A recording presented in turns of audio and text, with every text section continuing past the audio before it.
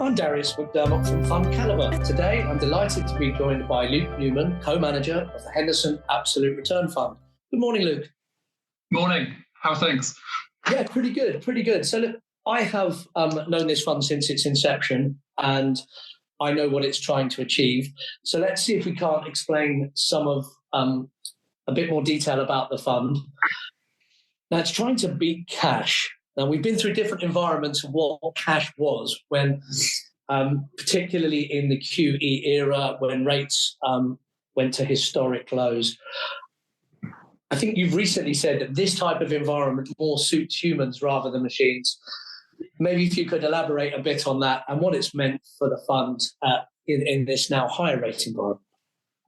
Yeah, absolutely. We've been running this strategy for 20 years now, and the investment process is very consistent, as you know very well. We're looking in the same areas. We invest in large and mega cap equities across Europe, UK, and the US. I think one thing we've realised over that period is the importance of the environment we're investing within, and really since the summer of 2022, as we jawboned interest rates higher, or central banks did, it's returned us to an environment where money has a cost again. And I think the contrast to us through those, let's call them the QE years, where we were in that extended period of ultra loose monetary policy, has returned us to an environment where I think as a stock picker, our approach is really suited.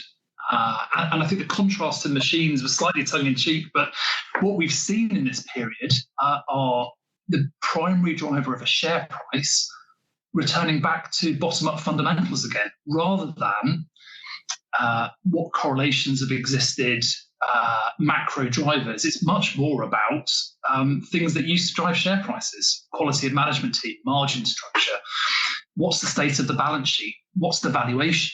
And I think all of those things in totality mean that as a human stock picker who's meeting management teams, who's trying to triangulate valuation fundamentals of the share price, our experience of the last 2 years in this more normalized environment is that it's made our job a lot easier. And then through the period of lower rates, is it just QE raised all asset prices and all shares went up, given that this is a long short strategy, that differentiation between companies was less prevalent? I think like so many things, it's easier in hindsight to see what was going on. And I think, why was there less of an alpha opportunity out in the market? Why were share prices moving with greater correlation? I think there's probably two main reasons. One's technical and one's more behavioural. I think the technical side, and we won't disappear into the statistics of valuation, but the discount rate or the prevailing interest rate, of course, is crucial when it comes to valuing any asset. And I think the closer we got to zero, or obviously in some countries we had a negative interest rate there, you end up with huge correlation between those assets. That becomes the primary driver of how any asset, let alone share prices, is then valued. And we saw huge waves of the market just correlating with US Treasury bills, particularly asset-light, growthy technology businesses that just became bond proxies. So that was an unusual period, and one we had to learn how to adapt to and how to cope with in that environment. But the release from that has been very pronounced. So really, that technical element is really the removal of those ultra low interest rates or discount rates or cost of money. The behavioural one's probably more interesting though, because if I was we're investors rather than executives of listed companies, but what we started to observe through that period, particularly for those companies that were benefiting from lower interest rates, were seeing their valuation, their PE multiples, their valuation multiples increase, is there was possibly a temptation to sit on your hands. If you were perceived by the market as having good structural growth and were correlating with the Nasdaq or with the T-bills, then why take a risk with strategy? Why disclose too much? Why be too front-footed in terms of pursuing growth? Because you were already being rewarded for having those characteristics. Since this jaw-burning higher of interest rates, then what we've seen is much more proaction, really, in boardrooms.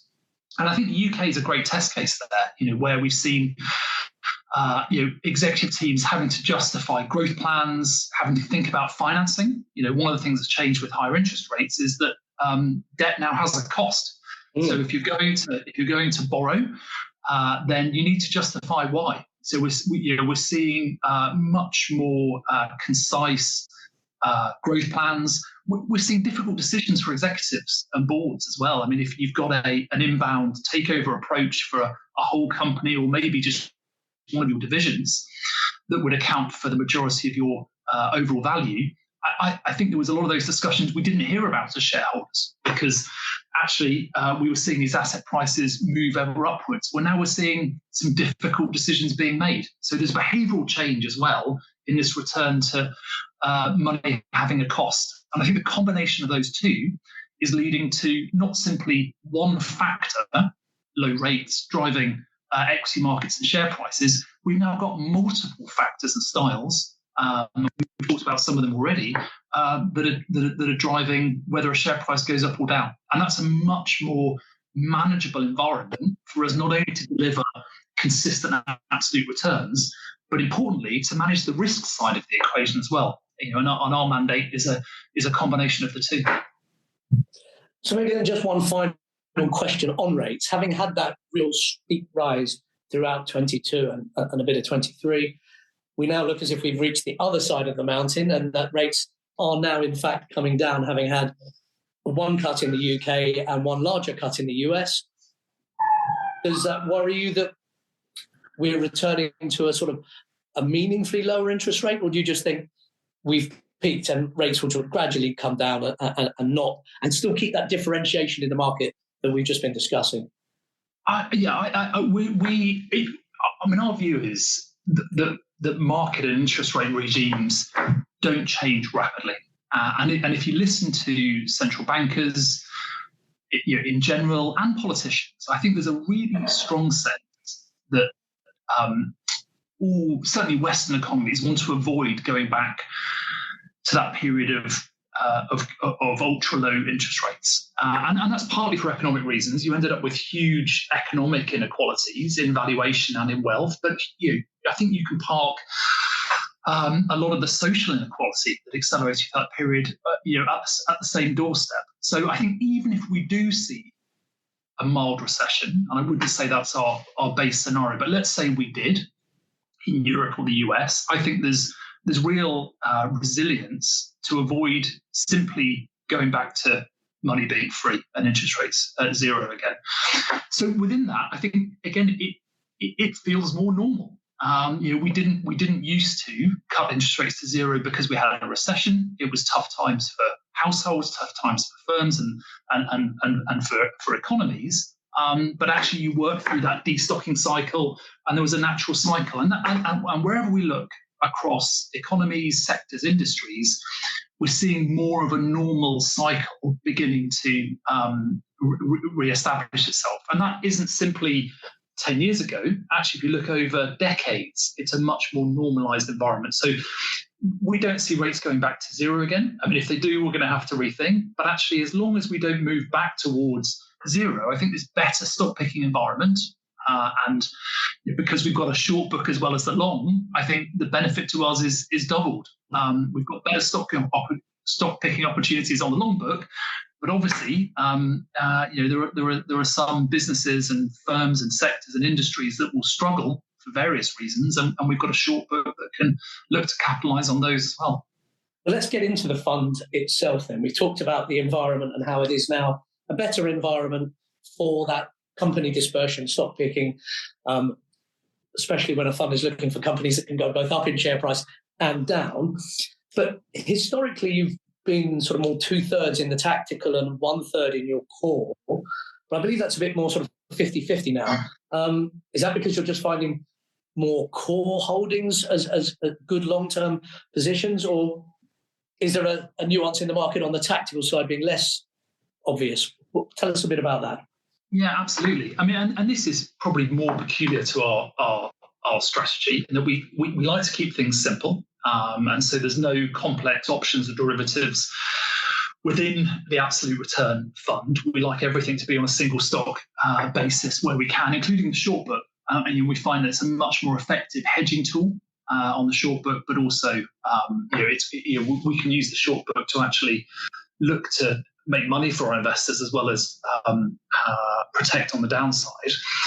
And the next differentiation we make, as you said, is between the core and the tactical book. And those core positions tend to be larger, more overtly fundamental. So we're looking for real equity change here. So if you see a new management team in the FTSE or the Eurostoxx or the S&P, we're going to be looking to meet that management team as quickly as possible to see if what they plan to change and whether it will affect the share price and the strategy. And that core book is the perfect vehicle for this environment that we found ourselves in over the last 2 years. More fundamentally driven share prices, more structural trends, more themes driving share prices rather than simply where are US rates. So that's why we've been looking more towards our core book, and we can certainly look at some of those ideas in a second. The tactical book remains critical to what we do.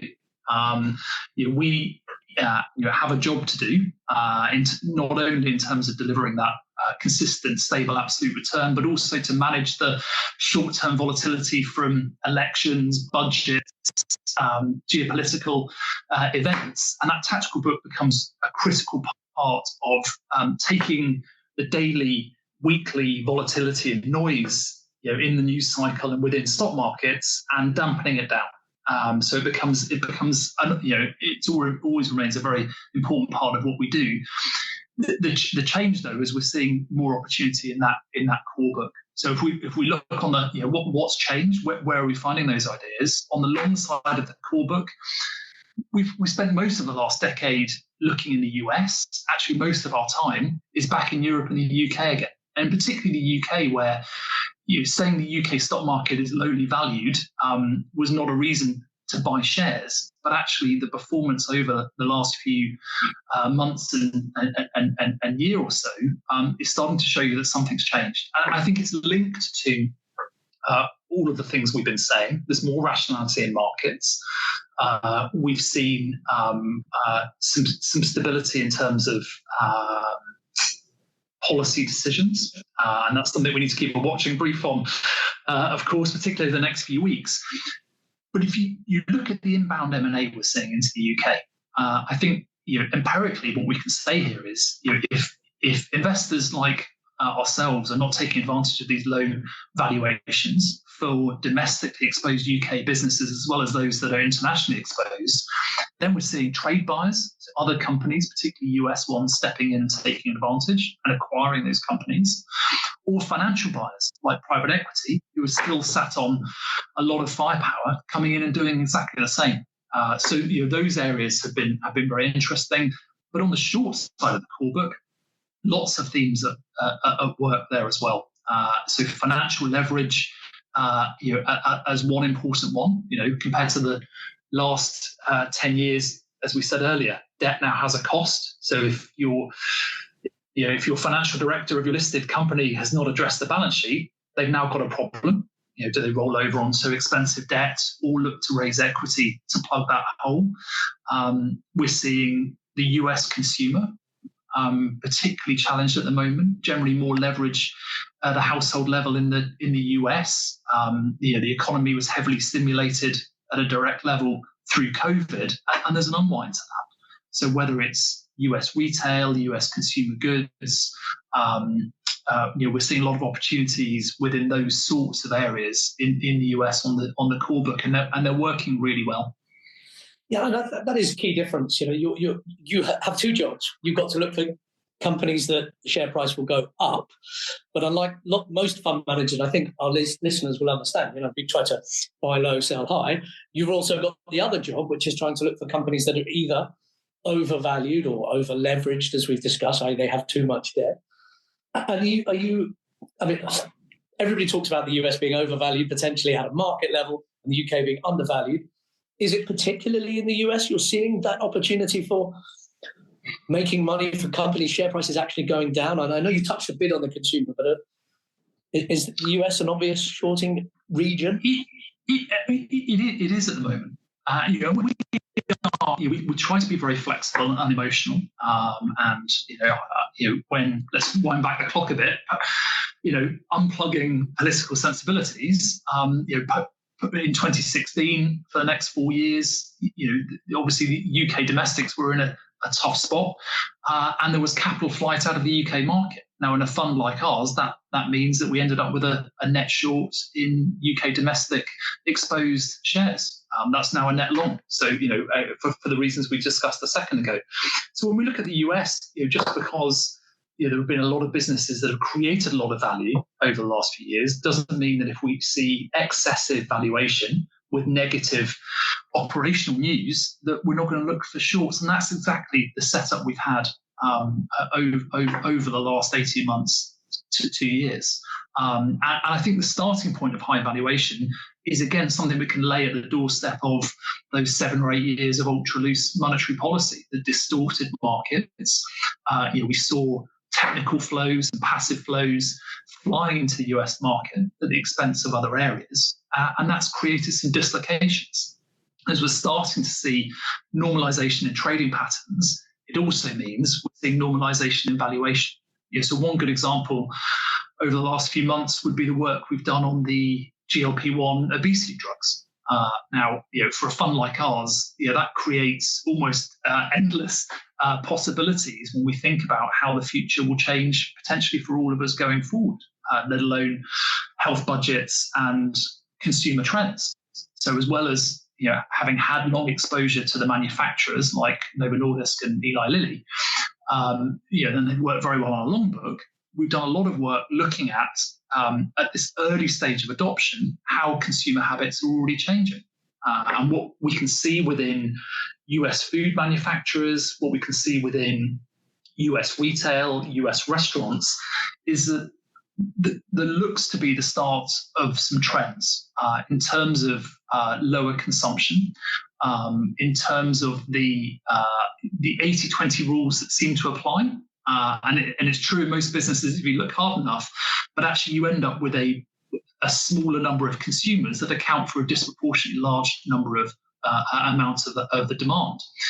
And what we think we can see already is that even if there's just one user of these GLP-1 drugs within a household, it's beginning to impact that super consumption. Could be hamburgers, could be cans of Coke or Pepsi, and we're beginning to see lower volumes and lower calorie intakes, not just for the user but for the whole household. Now, if we start to look forward over the next few years, we're beginning to join the dots. And one of the great things about the equity market, and it's not always right, is that it's forward-looking. So if we can start to see more evidence, then the stock market will move ahead of that data to derate and reduce the value of some of those exposed businesses. Luke, thank you very much. Maybe a nice way to end it, sort of long of obesity and drugs and short of fizzy pop and maybe hamburgers as a nice sort of thematic way to wrap this up. So thank you very much for taking us through your fund and the opportunity set and the environment in which you now have a good chance of winning on both the long and the short side. The Janus Henderson Absolute Return Fund is a long-short equity fund with a UK bias that aims to deliver a positive absolute return over a rolling 12-month period. The managers look to identify stocks that will either exceed or fall short of analysis expectations and construct a portfolio of both long and short positions. There are limits on the overall market exposure, which serves to reduce the volatility of the fund. To learn more about the Janus Henderson Absolute Return Fund, please visit FundCalibre.com, and don't forget to subscribe to the Investing on the Go podcast, available wherever you get your podcasts. Please remember, we've been discussing individual companies to bring investing to life for you. It's not a recommendation to buy or sell. The fund may or may not still hold these companies at the time of listening. Elite ratings are based on FundCalibre's research methodology and are the opinion of FundCalibre's research team only.